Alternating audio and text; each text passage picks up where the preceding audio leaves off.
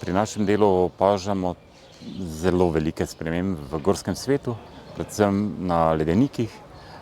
Ledeniki se zelo krajšajo, zmanjšujejo, vedno manj jih je iz leta v leto in zelo velike spremembe so zaradi tega.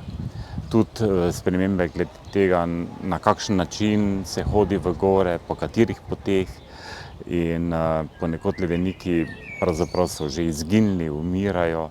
Recimo en primer je ledenik Pasterca, po slovensko Pasterica pod Grozluknarjem, kjer je to opazno v nekaj 100 metrih višine razlike. Vsako leto mi izpeljemo alpski tabor v Chamonixu, ki je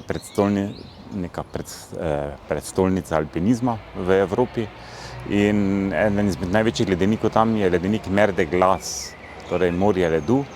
Ta ledenik že od leta 1900 se zmanjšuje, niža, in en tak zanimiv podatek je, da včasih smo do tega ledenika sestopili v nekaj minutah peš, dandanes pa moramo do njega sestopiti po številnih stopnicah, in zato so tam zgradili pravo žičnico, s katero se lahko turisti zapeljejo navzdol do ledenika in potem se povzpnejo nazaj na vrh